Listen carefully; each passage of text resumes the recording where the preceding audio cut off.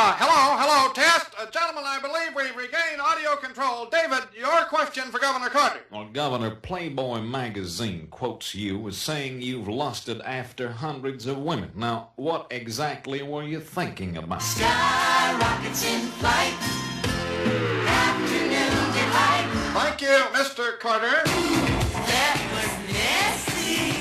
Nelson, your question for President Ford. Mr. President, once and for all, tell us, what did Secretary Butt say? That was nasty. Dick, your question for Governor Carter. First of all, I'd just like to say, I am not a crook.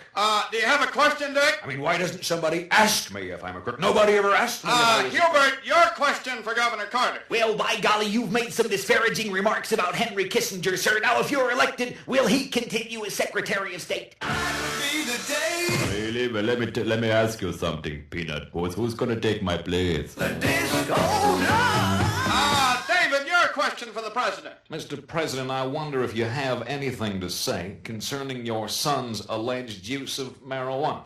Buddy, I want you to know I've never seen a happier little fella in my entire life. Nelson, your question for Governor Carter. Well, let's close the book once and for all in your Playboy interview. Now, mostly men read that magazine. Do you have anything to say to the women of America? And I'd really love to see you tonight. Dick, do you have a question? I mean, even Dan Rather never asked me if I was a crook. I would have told him.